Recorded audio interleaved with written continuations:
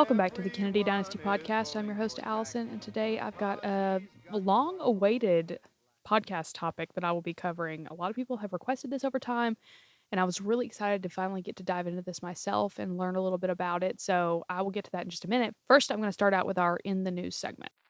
Big news story of the past 7 days.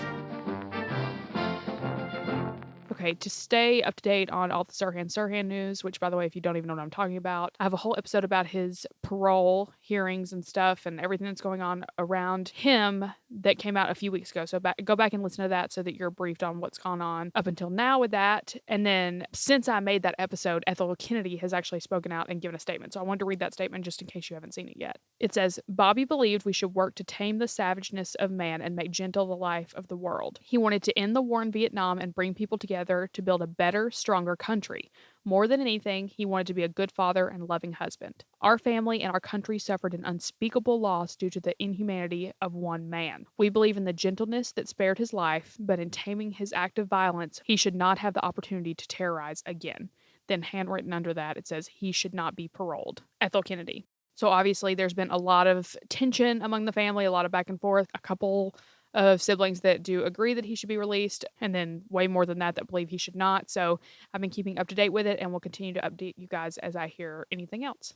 Next up, I thought this was really neat. Something I actually hadn't thought about amidst the pandemic. Coming from CNBC, hybrid working will now allow more people with disabilities to enter labor force, Ted Kennedy Jr. says. So here's what the article says. Ted Kennedy Jr., co-chair of the Disability Equality Index and board member of the American Association of People with Disabilities, told CNBC that companies changing views towards the remote working and hybrid working following the COVID-19 pandemic will allow more people with disabilities to enter the labor force. He said hybrid work and remote work are just a couple of the accommodations that many people with disabilities have been asking for. So we think the company's views now of remote work will allow more people with disabilities to enter into that labor force. It will make it easier for them to accommodate somebody, for example, with a mobility impairment for whom it is difficult to travel to and from work. Many employers are looking, because of the tight labor market, are looking to this great untapped labor pool of people with disabilities, he continued.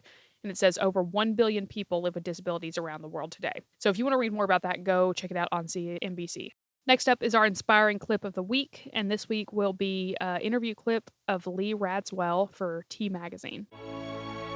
One of the inspiring notes.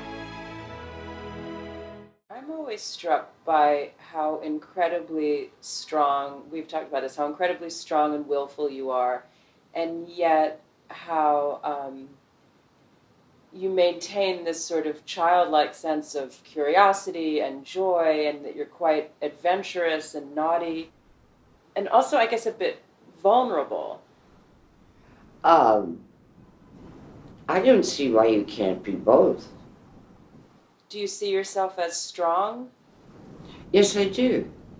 And I see myself as vulnerable. You're just engaged with life and with people and with art and with culture. Well, otherwise I wouldn't want to live.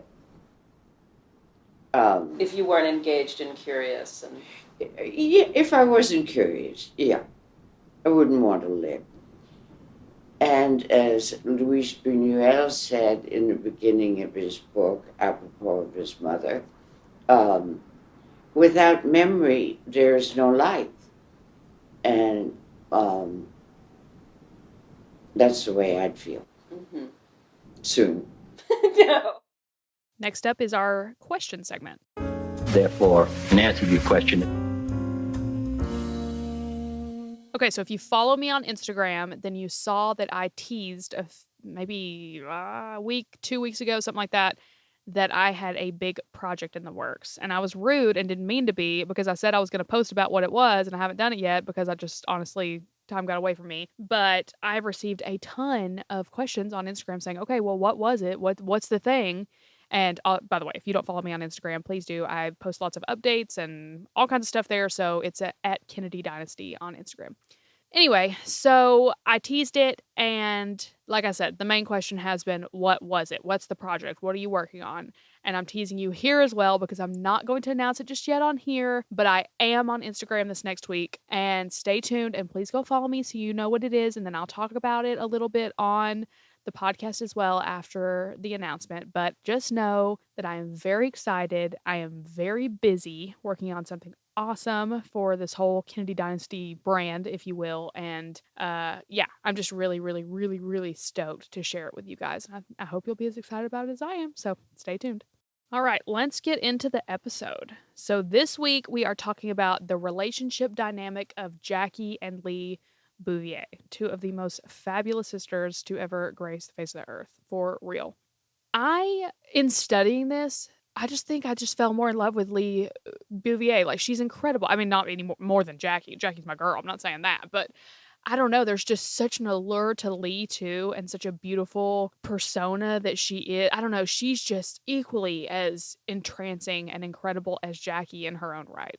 And I've studied them before, obviously, but just really diving into their dynamic and I don't know, just the way they are. They're both just almost out of this world glamour. It's almost like they were written. They're characters that were written in some script or a film or something. I don't know. Do you guys get what I'm saying there? I'm asking that like you are able to answer me back, but I just it's just almost part of what makes them so why we still try to look like them or dress like them or act like them is because they just set this standard of being so incredibly glamorous and amazing and classy, and it's almost like it's not attainable for anybody else, but it totally is because they were human too. But I don't know, that may have just been a stream of consciousness, I don't know, but I just think they're two incredible women, and it was really awesome to read more about them this week.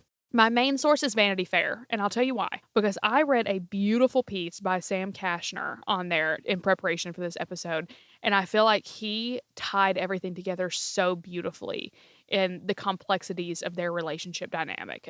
In fact, the article is titled The Complicated Sisterhood of Jackie Kennedy and Lee Radziwill. It took me a really long time to read this article because I digested everything. I would stop and research who's this person, who's that person, and I just really, really, really enjoyed it. So that is my main source for this episode because, as I said, I don't think it could have possibly been researched better than what Sam did. I also use InStyle as a source as well to tackle one question that is common from everybody, and I will get to in the episode. So without further ado, here we go. I started to do a timeline-esque kind of episode for this, and I was like, you know what? No, I'm not going to give all the background of what she did and who she was and where she was born, all that kind of stuff. I don't feel like this is very much a biographical episode. I think it's more of just a dive into the complexities of their sisterhood. So I decided to go that angle with it. And I will be doing a follow-up episode very soon on Lee alone because, like I said, I just have such an adoration for her as well. In fact, I just ordered one of her books in researching for this episode. She's the sister that I haven't studied as much, and now I'm just enamored just like I am all the Kennedys. So I will be doing an episode on her in the future as well. They have an age difference of 3.5 years. Okay, so Jackie's the oldest, Lee's the youngest. They were born to Janet and Black Jack Bouvier. So obviously we know he was hardcore womanizer, hardcore drinker, all this kind of stuff. They had a horribly tumultuous marriage. Janet divorces him and ends up remarrying into just extreme wealth of Hugh D. Auchincloss. I think I always mispronounce that one. I read it when I'm reading it as Auchincloss, but I'm probably horribly wrong. If you're screaming at me through the mic right now or through your headphones, I understand, but here we are. They come from this extremely wealthy background. They're privileged children. They grow up in high society. They are equestrians and they're classy and they're raised to be the best of the best by their father. They both have that weight put on their shoulders from a very early age. And I'd like to mention too that Lee talks about often in her own book and in the very few interviews that she's even done talking about her sister, she talks about that she knows her sister was the favorite of their father. And she says she's kind of okay with it and she gets it because she's the spitting image of her father. Jackie looked exactly like him. It was crazy how much she did. And Lee knew that and accepted it, which I don't know how much you really accept that your sister is the best and the favorite. I don't think that you really accept that. I feel like that would have to be something she was just saying or acted like she did, but I don't know. I'm not in her head. As young girls, they called each other Jacks and Peaks, which I think is super cute. And they grew up very, very, very close. They had their little sister nitpicky competitions and things as kids, but they were extremely close. Now, I want to mention in this article a quote from Lee, because the author Sam apparently went and met with Lee in her home. And before he even started, Lee, who was, I believe, 83 at the time of the interview, she sits down and says to Sam, "Please tell me this is not a story about my sister and me. I'm just sick of that. It's like we're Siamese twins." So Lee grew up frustrated by living in the shadow of her sister, for sure. But as Sam says in the article, it's difficult to meet Lee and not think of her sister. And he says, looking into her face, one has the uncanny sense of seeing Jackie's face as well. She shares her sister's widely set eyes and high cheekbones, although her features are more refined than Jackie's, her coloring lighter. Truman Capote once described her eyes as golden brown, like a glass of brandy resting on the table in front of firelight. Another thing that the article says is the two girls were aware that they were coming into an established family and unfamiliar circumstances. They were like little orphans. The writer and socialite Helen something, Shavadzi? Y'all, this last name's crazy. Shavadzi? That's actually a really cool last name. Anyway, who had been in the same class as Lee at Miss Porter's, told Sally Bedell Smith for the 2004 book Grace and Power. Jackie and Lee were very fused, the way sisters are who haven't had much security. I was left alone at this enormous house of my mother and stepfather in McLean, Virginia. They were off deep sea fishing in Chile. How old were you? About 11. And I was just so lonely. All I did was play in the woods with my dogs day after day. Where was your sister? At boarding school. And so I had a very fat cook called Nellie was my only friend. And I decided I couldn't stand it any longer, so I looked up in the yellow classified pages, orphanages. And so I took my pathetic allowance, called a taxi from the yellow pages nearest to our house. And so the taxi came, we went to the orphanage, I asked him to please wait, and walked in and said to the Mother Superior at the desk, "My name is such and such, and I've come to adopt an orphan. And I have a lovely place where she would be terribly happy. Horses, and dogs, and walks, and she would really love them." And she looked at me absolutely stunned and said, "I'm so sorry, my dear, but you're just too young for us to allow you to adopt a child." When my mother came back about a week later, I just got such hell for this. How you could upset me, how you could torture me the way you have. We were so worried about you. I couldn't figure out quite why that was, as they were in Chile on a motorboat. So it mentions a lot too in this article that they had a lot of big life experiences, like Jackie's coming out party that was in August of 1947, and Lee came out in this beautiful gown that would have upstaged her sister, but in the end Jackie really didn't care. And then as they get older, they did develop their own sense of style and the way they carried themselves in their own different avenues. Lee was really more into color and pop and took risk with her fashion or with her decorating choices or anything. And Jackie was much more refined, straight edged, much more toned down and less about taking risks than Lee was. One really cool thing that they got to do was they got to go together on a trip to Europe. Through a series of events of Jackie working there and then Lee going overseas to be with her, they had the best time of their lives on this European tour of them basically doing anything they wanted for months. Jackie was 21 and Lee was 18. And I mean, could you think of a better better thing in the world than just being released in Europe at that age? It's awesome. So They had the best time, made the best connections while they were there, ended up putting together a book that they illustrated and wrote poems along with. And they ended up later in life even publishing that book and called it One Special Summer. I saw the drawings and stuff when I went to visit the library, and it was really neat to look at. So basically, they were just living their best lives, is the best way to say it. They did have a tumultuous childhood at home. Obviously, their dad was losing his fortune. He was a major alcoholic, very unstable, but they both loved him very much. Jackie, especially, was just crazy about her dad. Their mother was extremely strict on them, very structured and everything, but they stayed close to her as well. So they had a tumultuous childhood. There's no doubt, even in their later age. So they really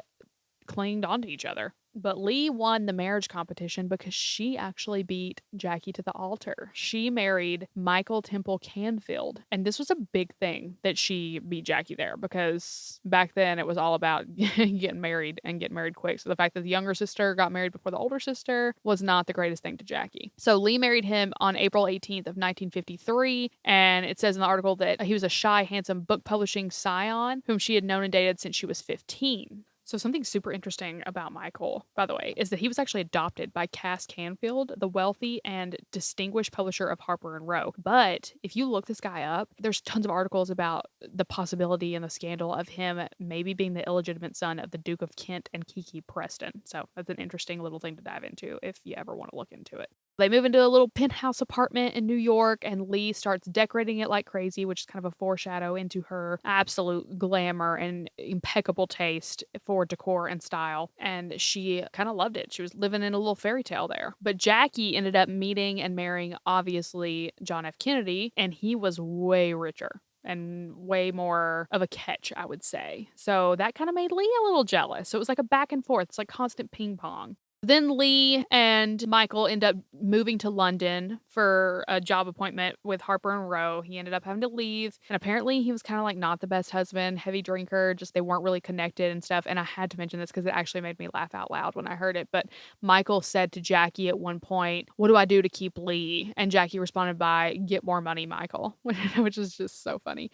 And he said, "But what do you mean? I do have money." She said, "No, Michael, I mean real money." But they ended up getting a divorce anyway because Lee had an affair with, and then married Stas Radziwill. And then Lee becomes a princess when she marries Stas, which is just nuts. One more thing I have to mention because it also made me like, holy moly. Okay, so Stas before was married to a woman named Grace Colin. And then there's this guy that had a dinner party for the Canfields, which would have been Michael and Lee, the Radziwills, and Lord and Lady Dudley on March 26th of 1957. So that would be Stas Radziwill and his ex-wife in the future, but at the time wife, and it would be Michael and Lee while they're still married, and then Lord and Lady Dudley. So they all have a dinner party, okay? And this guy recollecting this remembers it because afterward Lee married Stas Radziwill, Grace married Lord Dudley, and Michael married Lady Dudley. So basically they all had a dinner, but then eventually swapped spouses, which I just feel like that's unheard of. I had to note it. Not that that's really pertinent to the story, but I still just found that humorous. So then Lee ends up having her first child, Anthony, and is living it up. They're in a ritzy house at 4 Buckingham Palace, which is obviously near Buckingham Palace. They have so much land,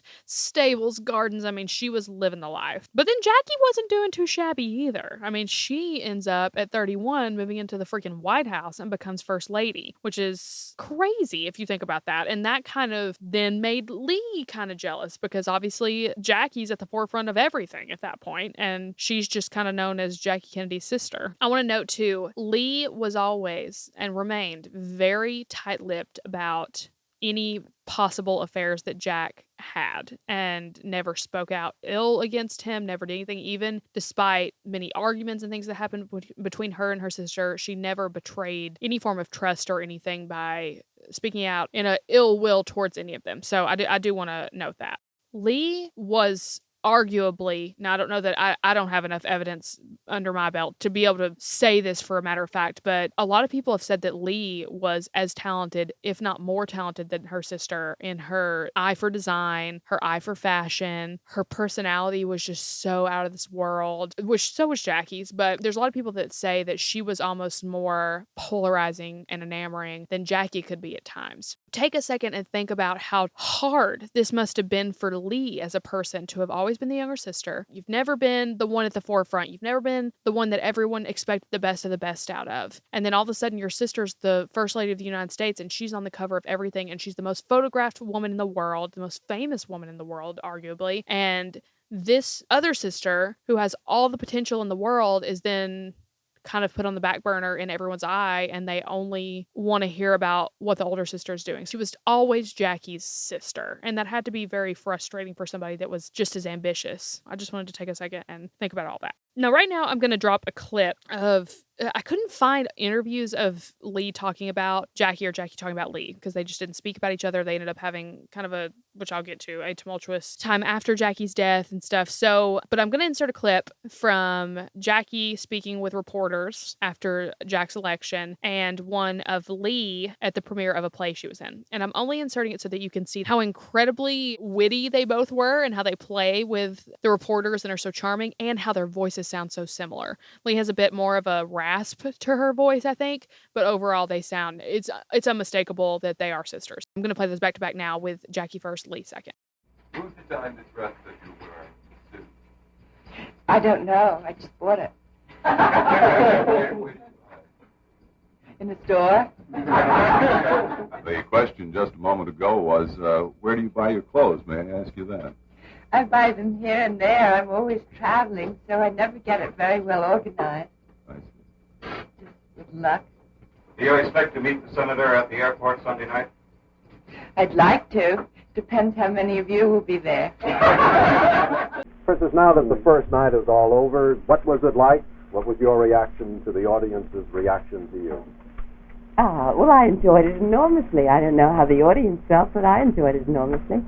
So you're not unused to having people stare at you and point at you and talk about you. Is this a totally different kind of experience for you? Yes, of course it is.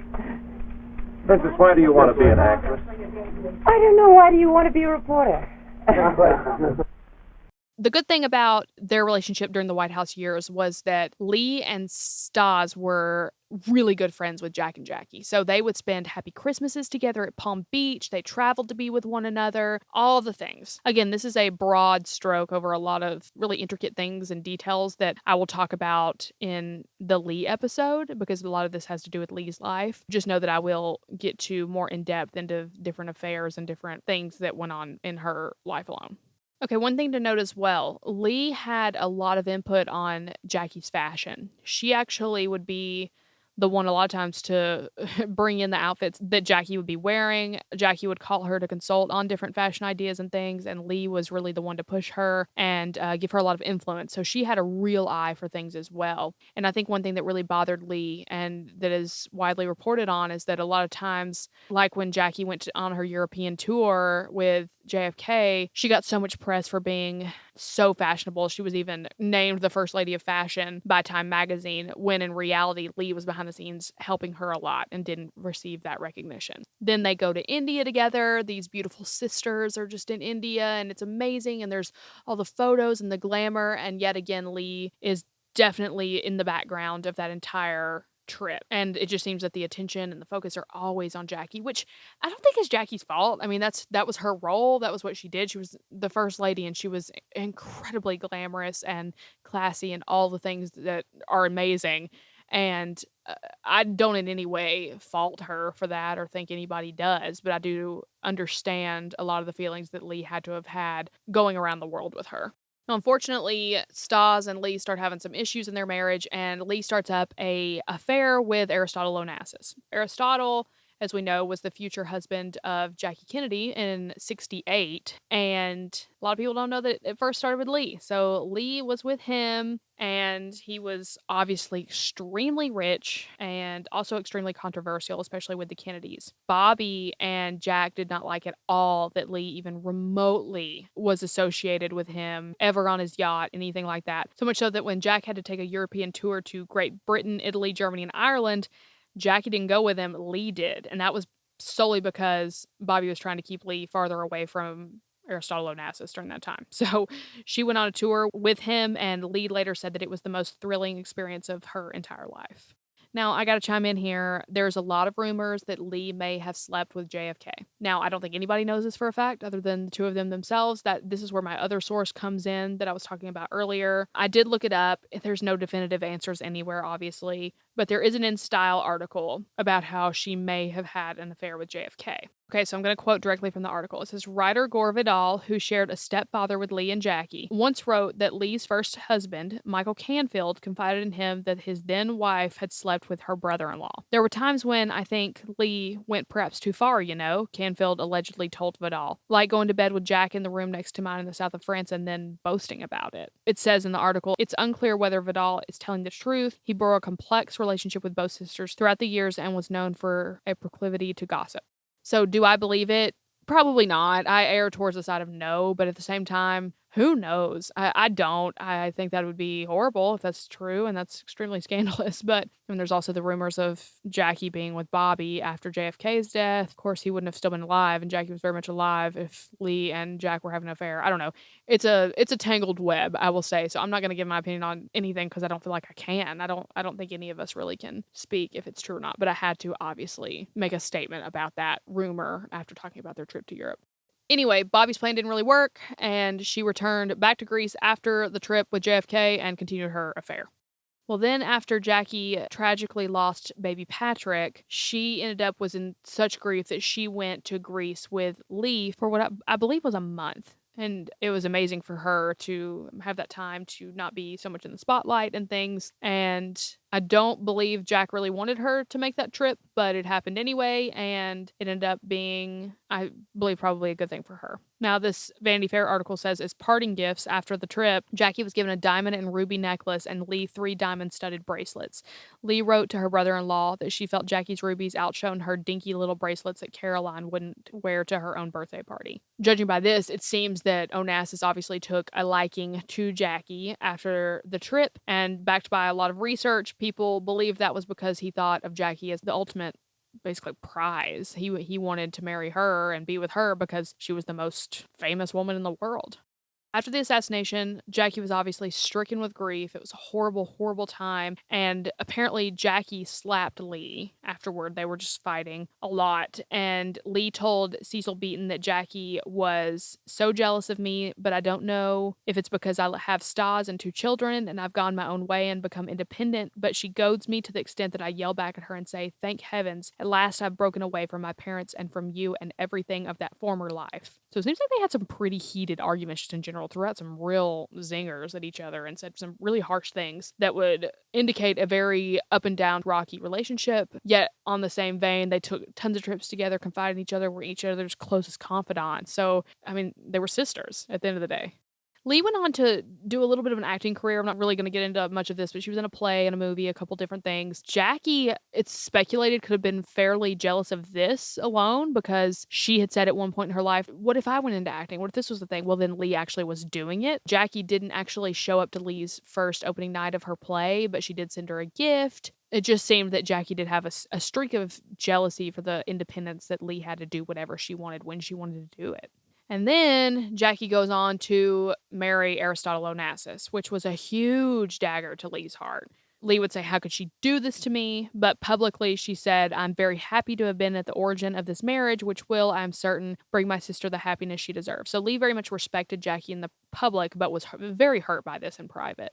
Lee goes on to make fabulous friends. She was dating a photographer named Peter Beard, and she was living this amazing life. Became friends with Andy Warhol, would hang out with Mick Jagger, go to the Stones concert. She was just living this really cool life. She even decided that she was going to make a documentary about her childhood growing up in the Hamptons. Well, when she brought in filmmaker friends, they ended up getting to know her aunt and cousin, Big Edie and Little Edie of Grey Gardens. They created Grey Gardens together, and it became a huge hit, obviously. I remember asking you about Grey Gardens and your cousin and aunt.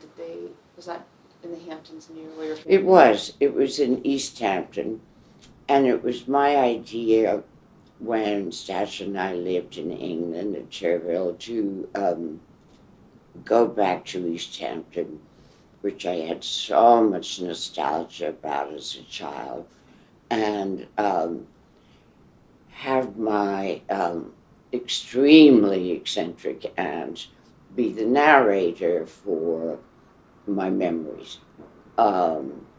And she had a wonderful singing voice.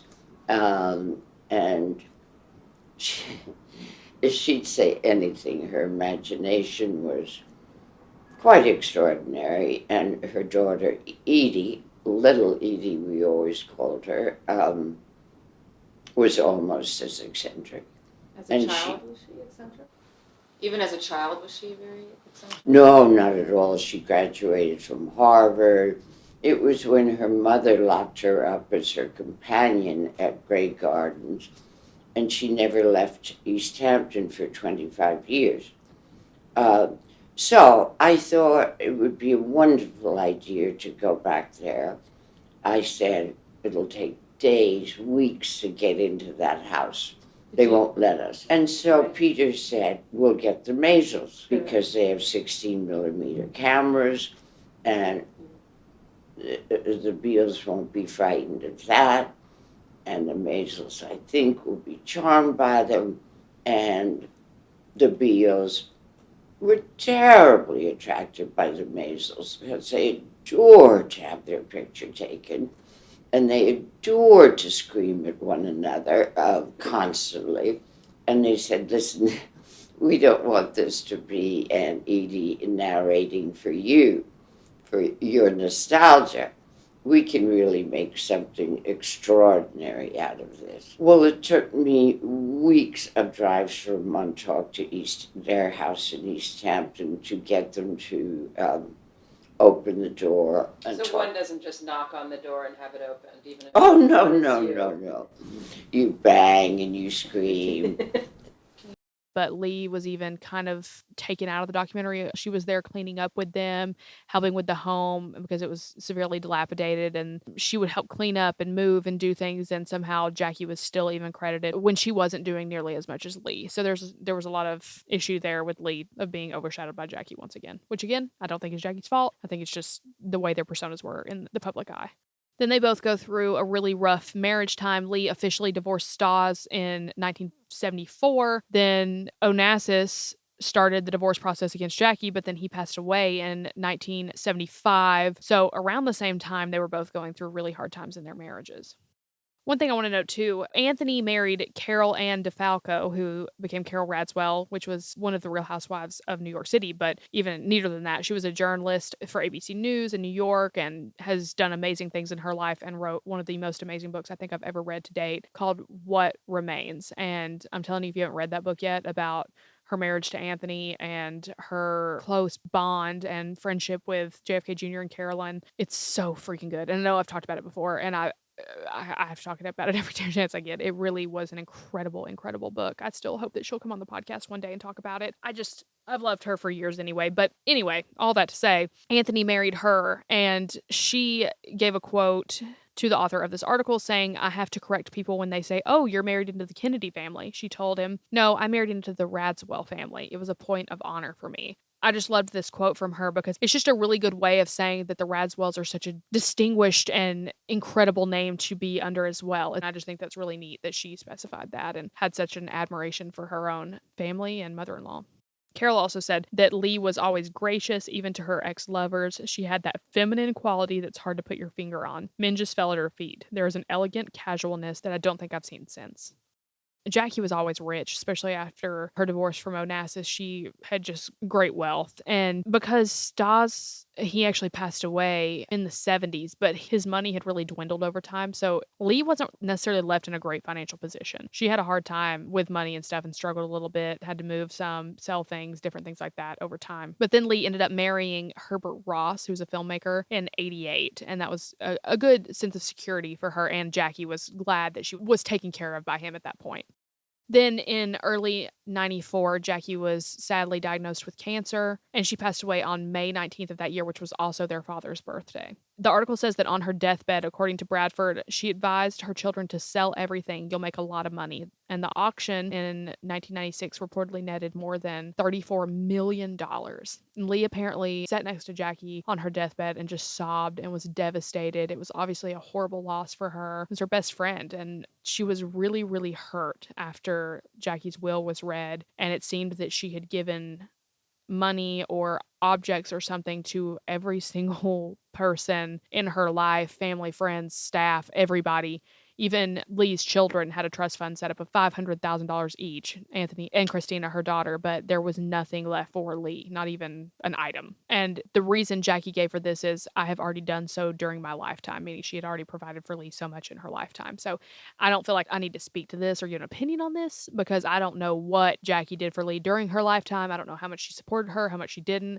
I don't know what Lee did to Jackie during her lifetime. I don't know. I don't know the inner workings of their family, as nobody does except for the people in their family. But from the outside looking in, to a lot of people, that was a harsh blow to Lee, that there was nothing left for her. And it really left kind of a bad taste in her mouth a little bit. And a lot of people believe that that is why she would not really speak about her sister after her death and didn't really talk about her much again. She wanted to just kind of talk about her own accomplishments and things during her own life.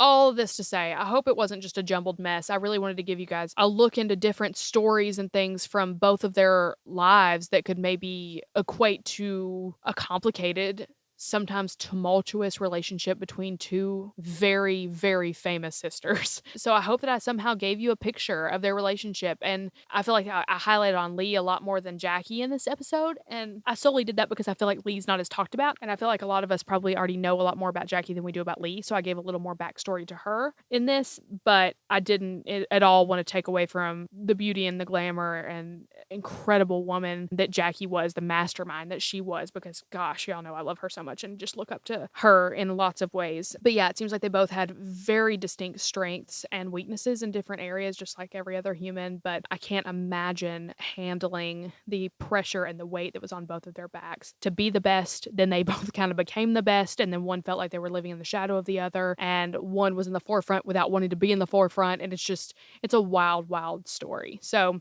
anyway, I will do an episode in the future about Lee. Like I said, give a lot of details of her life because I'm just fascinated by her at this moment. And I hope you guys enjoyed the episode. If you did, then please rate it 5 stars and write a positive written review on Apple Podcasts. Check out my merch store in the description of this episode. I have an awesome sweatshirt you guys are going to want. It's a Hyannisport sweatshirt that's like vintage looking and super cool. You've probably already heard me talk about it. But if you have not, then go check it out and buy one for the fall because it's awesome and it's cozy. That is all I've got for you guys today, and I will talk to you soon. Come on and vote for Kennedy. Vote for Kennedy. Keep America